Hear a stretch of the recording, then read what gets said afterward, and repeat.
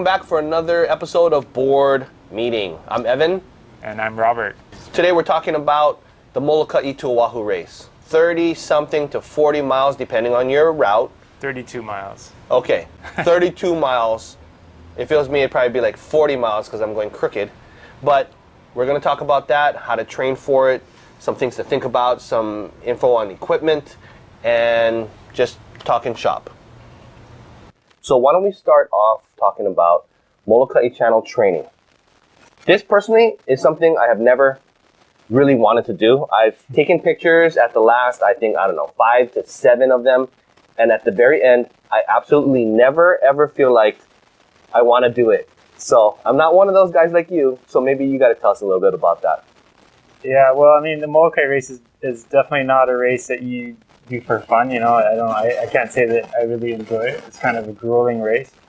But you definitely, when you finish, then you definitely have that sense of accomplishment, like you did something, right? So, I mean, you know, if it was an easy race, then it wouldn't be as meaningful, I guess, you know, in a way.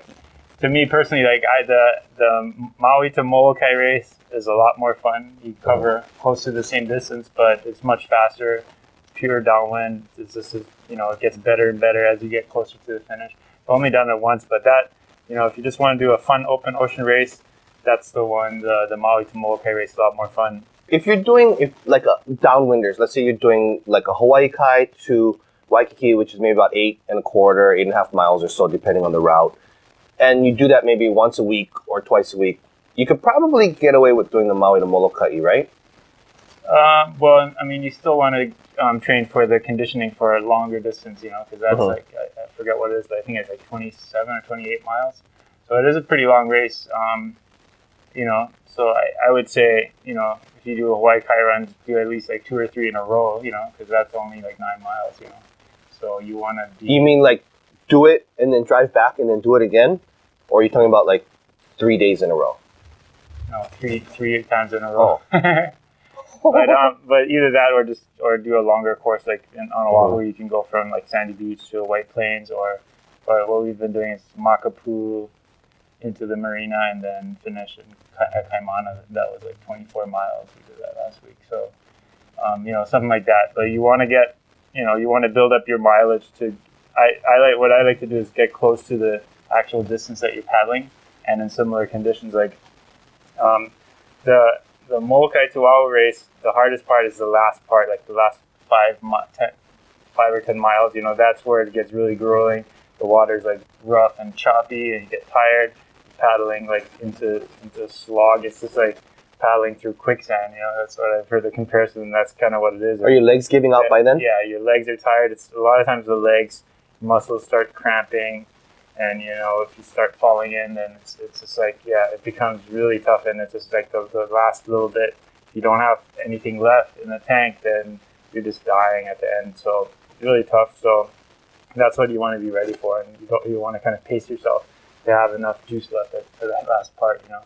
So, you know, and I did it solo 3 times in a row, and then I didn't do it the last 3 years. So, I mean, I did it as a team twice and didn't do it at all last year. So, you know, so it's going to be the first time for me to do doing it solo, and like, I haven't done it for 4 years. So are you worried about that because your shoulder was kind of busted up, and you think you can handle, or what are you doing to make sure that you're not going to have like injury and failure from that? Well, we could talk about that. Yeah, the shoulder injuries. I've been doing a lot of physical training, PT exercises that have been really helpful for my shoulders, and I haven't had a lot of shoulder pain. So as long as I do those exercises every couple of days, my shoulders actually been pretty strong, and that's actually also, I think, made my paddling stronger to work on those rotator cuff muscles. You know, that's been very helpful, and we can talk about that. How much do you think age is a factor here?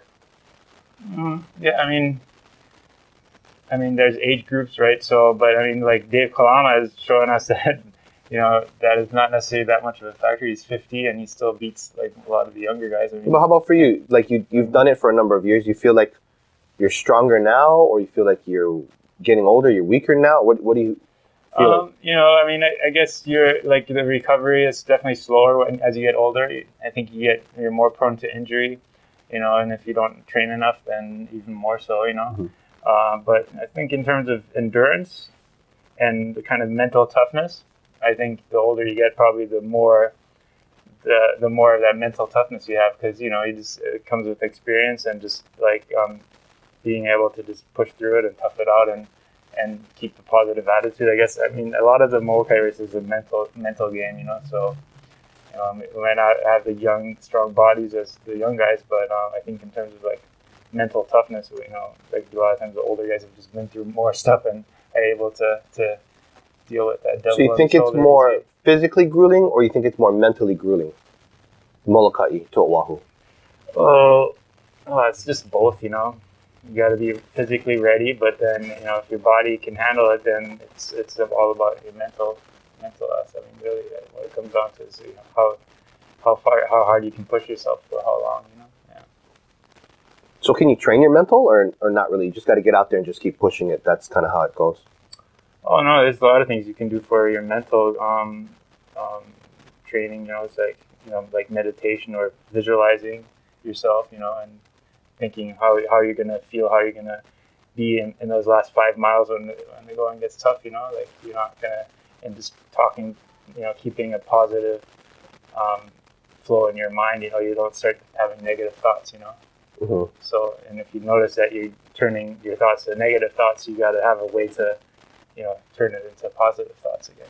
Certain things you tell yourself, or yeah. So I think that's super important. So you actually are doing a dedicated meditation for a specific period of time prior to the race, or not really? Not really, but I try to, like, it's in sports and in business and everything. It's just like it's a lot of it is stamina. It's a mind game, Yeah. And it's like your mind over matter, Yeah. So what do you think are the three most important things you need to do to prepare for this Molokai channel crossing? Like, if you're brand new, what would be 3 things that you would tell your brand new self? Well, first of all, just the endurance training is super important. Just like doing long paddles, where you kind of slowly build up to it, like maybe 10% more every week, so you get to close to that distance that you're going to paddle in the race, or maybe even more, like over distance it.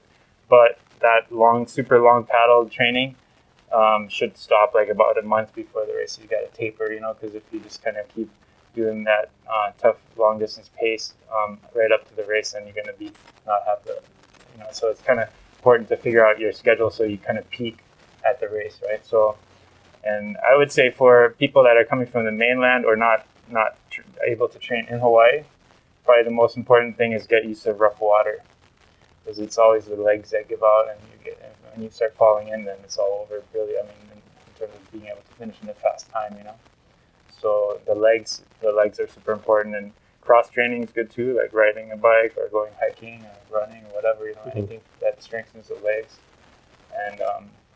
And then, the month before you start to taper, paddle less, but do, fun downwinders, maybe 10 miles or whatever, and work on speed intervals and things like that, not so much the super long paddles anymore. Dave Parmenter told me a few years ago, he said that he thought that logistics was, I don't know if he said it was the top thing that was the most important, but he said logistics is the thing that is kind of make it, break it, because if your board doesn't get there properly, you have, it's damaged, or things aren't going right, or you didn't get a good night's sleep, or you didn't have the right, you didn't have access to food and water and stuff like that you thought you would have, because Molokai is kind of remote.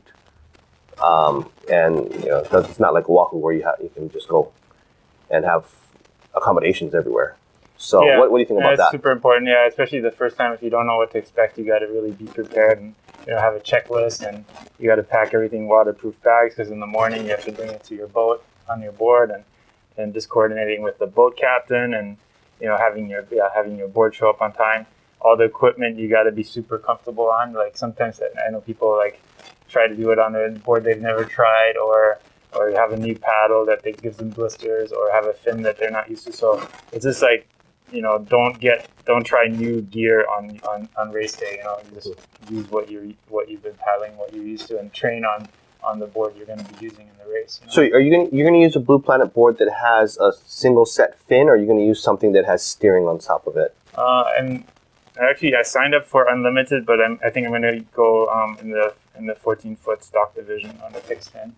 which is the first time I'm doing that. But I've been training on the bump rider, the 14-foot bump rider. It's a great board, and I think I go almost as fast as on a limited board on the 14-footer. So that's probably one I'm going to race and hope that I can switch my registry. Our show is pretty much conversation style, so join us in our conversation, and you can always comment below, leave a thumbs up. If you want a thumbs down, please don't do it. Just thumbs up. Lots of thumbs ups, please.